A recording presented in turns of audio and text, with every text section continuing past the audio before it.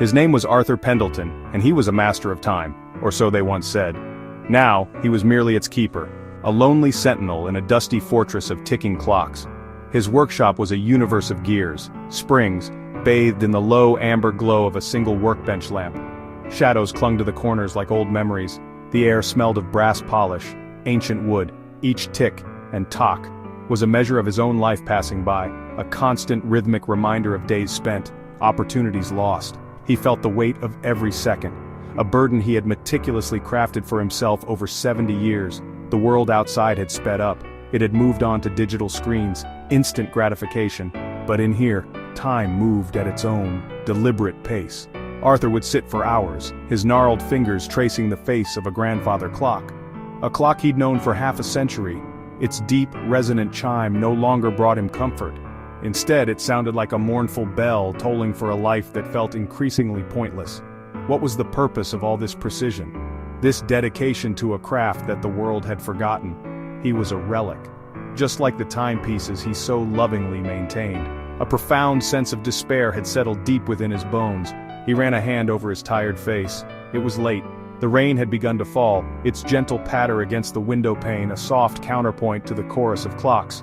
Arthur was preparing to close up to surrender to another night of restless sleep when a sound broke the familiar rhythm. A timid, hesitant knock at the door. It was so faint he almost dismissed it as a trick of the wind. No one came to his shop anymore, especially not at this hour. He paused, his hand hovering over the light switch, and listened. There it was again, a little more insistent this time, a small, desperate sound against the backdrop of the storm. With a heavy sigh he shuffled to the door, his joints protesting with every step. He unlocked the heavy bolt and pulled it open just a crack, peering out into the damp, misty evening of September 7th, 2025. Standing on his doorstep was a young boy, no older than 10. His face was pale, his dark hair plastered to his forehead by the rain. He clutched something tightly in his hands, shielding it from the weather with his small jacket. The boy's eyes were wide and filled with a desperate plea, a look that cut through Arthur's weary cynicism and stirred something dormant within him. Please, sir. They said you were the only one who could help. He held out his hands, revealing a silver pocket watch. It was old, its surface tarnished, and its glass face shattered. It was utterly still, dead. It was my grandfather's. It stopped working. It has to work. It just has to. Arthur looked from the boy's earnest face to the broken timepiece. He felt the familiar pull of his old life, a life he thought he had left behind. His first instinct was to say no, to close the door and retreat back into the quiet predictability of his self-imposed exile. It was too late. He was too tired. The world had no more need for him or his skills. But the boy did not move. He just stood there, a small, solitary figure against the encroaching night, his hope resting entirely on the broken object in his hands.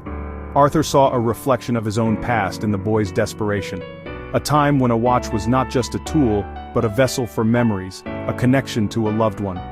With a sigh that seemed to carry the weight of years, he opened the door wider. Come in, let me see it. The boy stepped inside, bringing the scent of rain, a palpable urgency alien to the tranquil workshop. Arthur led him to the workbench, the single lamp casting long, dancing shadows. He took the watch from the boy's trembling hands. It felt cold and lifeless. Silver casing worn smooth, a deep scratch marred the back. Arthur's old fingers moved with familiar grace. The crystal was shattered, the hands frozen at 3:15 a time when something important had ended. He placed the watch on velvet silence, punctuated by the shop's ticking. The hours melted away. The rain outside softened to a drizzle and the city fell quiet. Arthur worked with a focus he thought he had lost forever. He had replaced the mainspring and was carefully resetting the delicate gears, his movements fluid and certain. The watch was slowly coming back to life under his expert hands. It was as he was cleaning the inner surface of the back casing, preparing to close it up, that his thumb brushed against something, an irregularity. It was not a scratch from damage, but something deliberate, something hidden. He paused, his heart giving an unexpected thump against his ribs. He angled the casing under the bright lamplight and adjusted his loop, peering closer. There, nearly invisible to the naked eye, was a tiny, hand-etched inscription. It was hidden beneath the lip of the casing, where no one would ever think to look unless they were completely dismantling the watch. The letters were faint, worn down by the passage of time. He had to hold his breath to keep his hands steady, his mind racing.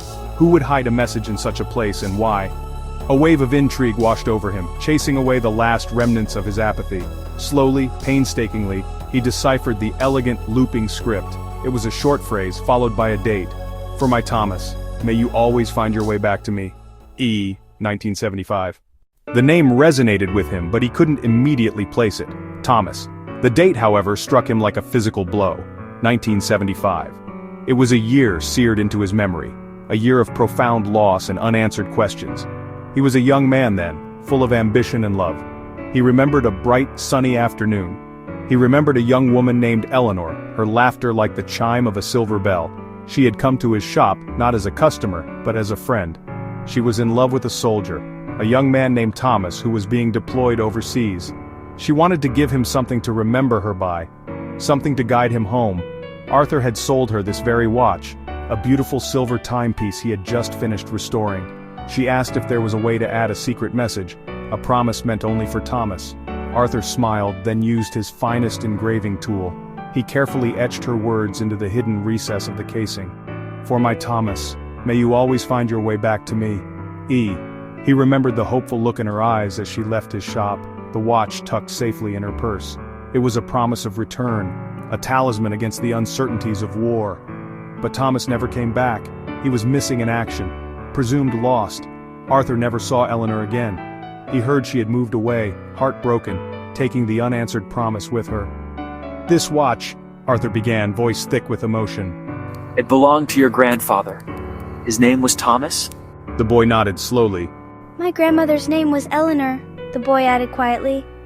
She passed away last month. She told me to find the best clockmaker in the city if the watch ever broke. She said it was the most important thing she owned. The pieces of the past clicked into place as precise and final as the gears of a clock. With a final satisfying click, the last gear settled into place, and a soft rhythmic ticking filled the space between them. If you enjoyed this story, please like, subscribe, and turn on the bell notification for more cinematic tales.